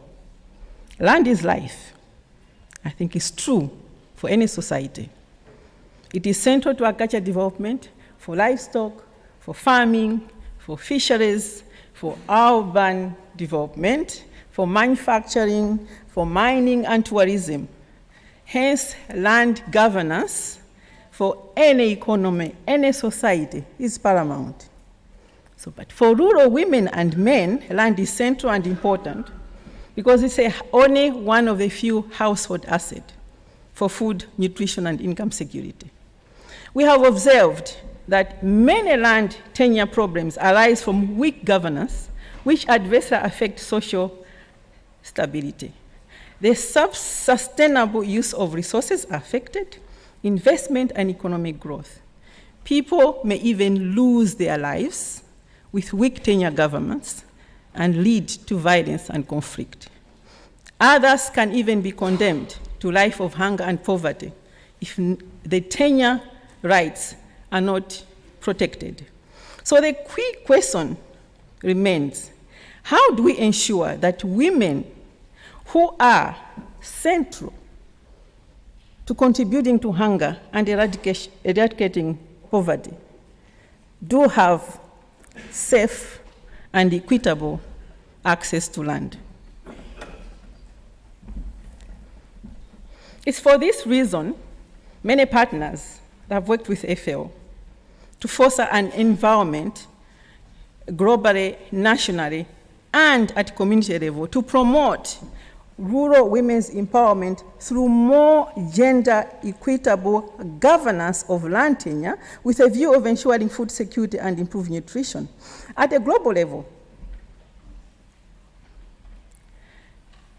we have attached great importance to the voluntary guidelines of responsible governance of tenure for land, fisheries, and forestry.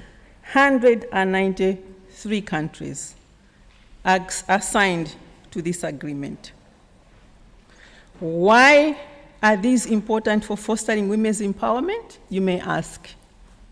Because the guidelines do emphasize the significance of tenure rights and security for the vulnerable and marginalized men and women. But what is more interesting with the voluntary guidelines is that they have a specific principle on targeting gender. You know, in many societies, especially in developing countries,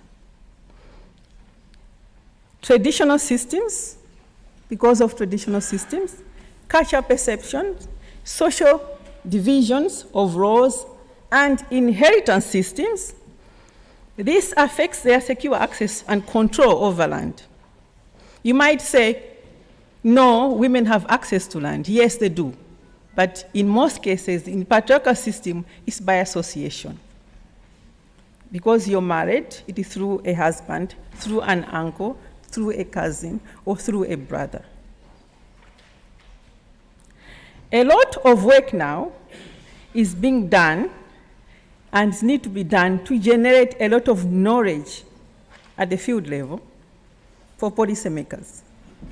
Gather information on sex disaggregated data on land issues and disseminate this information and create awareness through multi-stakeholder dialogues, capacity development, and technical support to countries. There are many partners that are on board on this, and I'm not going to go to many examples. For example, Brazil is one of the first of the countries that actually picked on the voluntary guidelines as a reference document for land issues. Sierra Leone is conducting a detailed review of registration on the context of voluntary guidelines and focusing also on gender equitable laws and regulations. And with funding from the European Union, FAO is partnering with United Nations Economic Commission for Africa to support the implementations of land governance programs in 10 of the African countries, in line with the African Union land policy agenda. But in order to make informed decisions, and that's where it comes to the issue of data, we also, with partners, are working to make sure that we do have disaggregated data on land that provide information and statistics on land, which is very critical. So what we do have at national level is the collection of getting data and analyzing country-specific data and information on land. The gender and land rights database, and I think for you students who are going to be very interested in land issues, land governance, and I know management of land, you cannot actually run away from governance issues. This would provide a lot of information on what happens at country level. What the database does is that it sort of highlights the major factors that influence the realization of women's land rights throughout the world. Whether, yes. So you will have something like that you can see. You click on it, it will show automatically. And I have been, for example, here you have an example on Guatemala. It is distribution of agriculture, holding by sex, female, 7.8%. It gives that for about 80 countries. In addition to getting such information, which is crucial for policymakers, for legislation, for human rights advocates who need up-to-date country-level information, for factors that do affect the distribution of land tenure systems, this information is critical. And we're working with most countries that are coming up to make sure that this information is available. At present, as I indicated, 80 regulatory updated country profiles are available.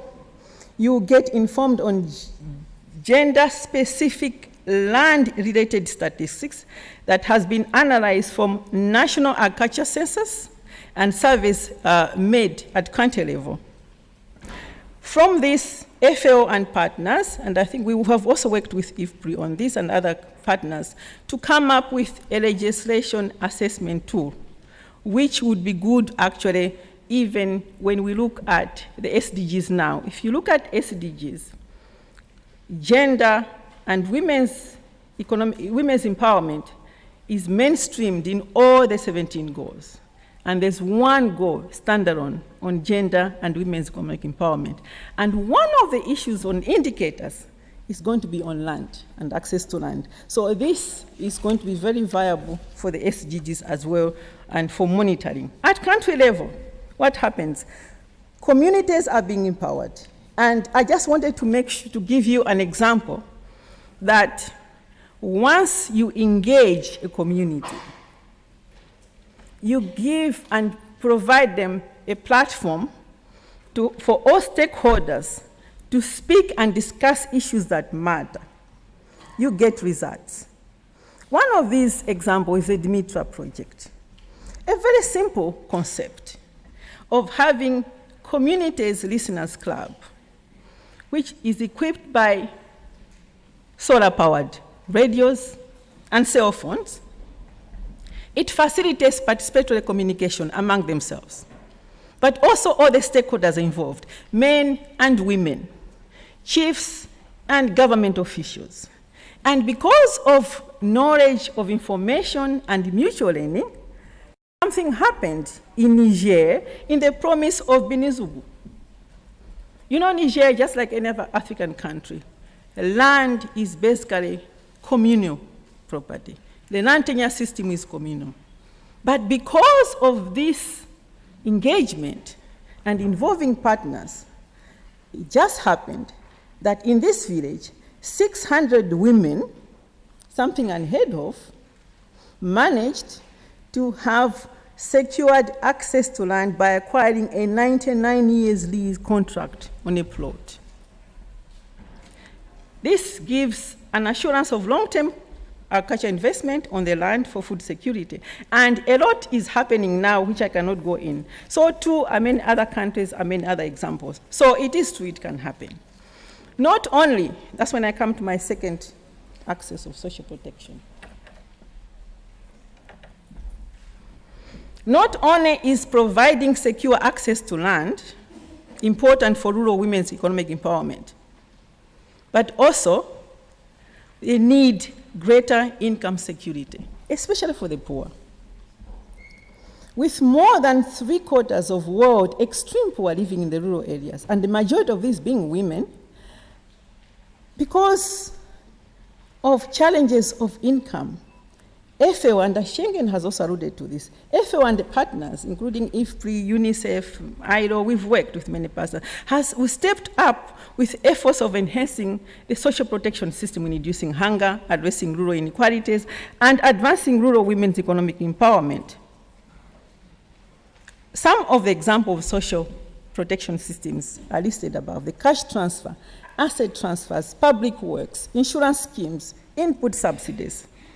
By providing income and security, rural poor will be stimulated to invest more in their future, invest into their farms, in sustainable food security, and above all, education of their children. Many social protection programs, including cash transfer, safety nets-oriented public waste program, and asset transfer, do target women, and this is for a good reason. FAO's work has demonstrated that gender and social protection shows that these programs, if well designed and implemented, have demonstrated great potential for economic and social empowerment of rural women and families by providing viable solutions to end hunger, especially if they are implemented, complementary to other livelihood interventions. What does evidence show? In Kenya and Malawi, social transfer has helped promote Malawi's and Kenya's women empowerment in agriculture by helping women acquire productive assets and small ruminants like livestock. Cash transfers has also helped women gain access to both formal and informal credit when they receive benefits in regular payments. Evidence from Mexico and Brazil has shown that cash transfer has increased women's decision-making level and control over income, with cash transfer paid into banks' account. However, these outcomes do not happen automatically. Cash transfer schemes require complementary services to ensure that the control and ownership and decision-making for women is sustainable.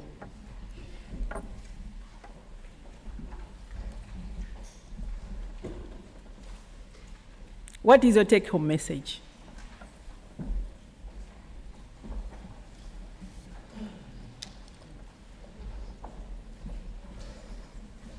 I wish to convey to you and leave you with a message that lasting improvement in food security and the eradication of hunger can be achieved if 50% of the key actors in agriculture, who are rural women, have access to productive resources and have access to secure incomes. Why this quote? It's because no matter what we say, no matter what programs we put, no matter what research we do, no matter how convincing data can be, if we cannot act on that, we're just talking. And we'll always be talking. So I love this quote, and I want you to live with it, because most of you are researchers, and you might be very peripheral to the issues of rural women in some other country. But as long as we don't solve that part, we're still going to be in 2050 still talking about some percentage or absolute number of people hungry if we don't address the issue today. Thank you very much. Thank you. A big applause. We can allow questions, I guess. Thank you very much, Brave Nitzel. It was a pleasure to have you here. And is there any question with regard? Yes. Thank you, Brave, for your presentation, very informative. My name is Hala Yusri, ex-head of Rural Sociology Department at the Desert Research Center in Egypt, and one of the advocates, women major group at the UN to influence the decision-making related to women, and especially rural women. I'm really curious about valuing the rural women contribution to the GDP, nationally and internationally. Yes, I agree that number of male and female who works in the sector does matter, but the valuing in US dollars, it matters more. And this is the way we can convince states to adopt this tendency to value the rural women contribution, while lots of men is withdrawing now from the sector and women is taking over. So I think more attention should be given to this to influence the states, to adopt these indicators. Yeah. My second concern is not only access to land, but access to natural resources, including land resources and water resources and other resources. Not only access to, but control of. And this is also an issue.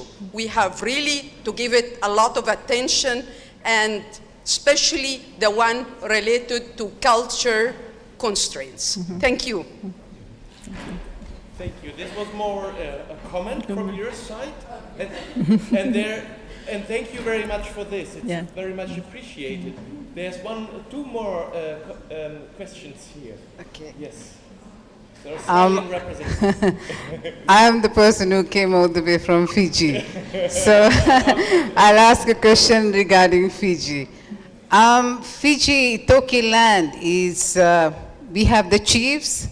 And the land is really available for the women to do agriculture. That's no problem with that.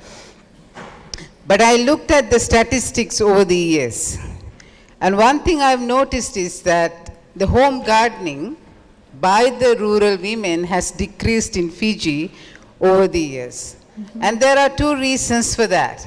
That was also given in the statistics, in the national statistics. One is the junk food behavior. The amount of junk food that is coming to Fiji has increased over the years.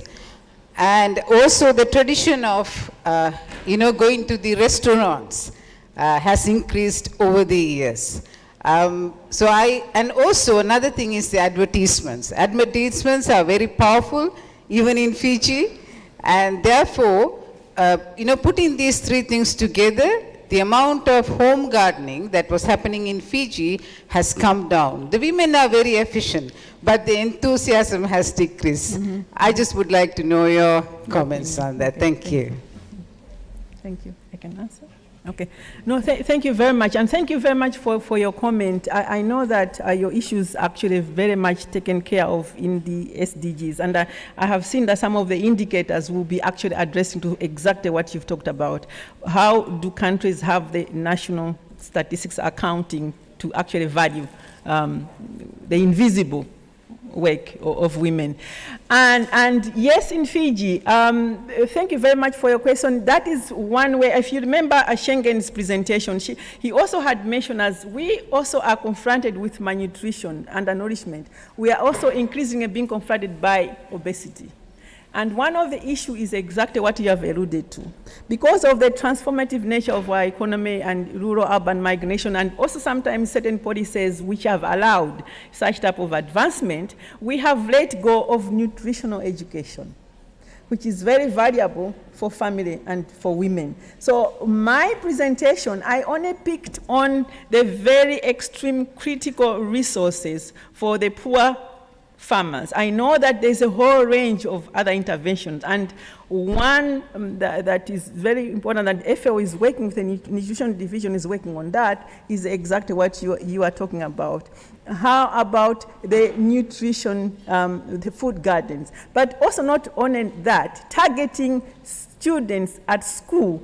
Very interesting programs are coming up that are nutrition-oriented, but formatted in such a way that attractive to a child to learn what is important of eating food that is good for vitamin and food is good for, instead of eating, junk food and fast food. So those are some of the areas that have been worked on. But as I said, I did not go into the whole range of expansion for the programs. But you can refer to FAO Fiji through to Rome. They are very interesting programs for education as in schools for kids, but whereas for families in nutrition, to make sure that food is good value. Yeah. Thank you very much, Brave Nitzel. It was a pleasure to have you here. We have to stop this discussion now because of time. We're slightly over time, but please, there were 2 comments. Maybe you can also bilaterally discuss it then. Thanks a lot. I just would like to announce, first of all, I'd like to give you also the cap, and thanks for coming over. And a big applause for Nitzel, Mrs. Nitzel from the FAO.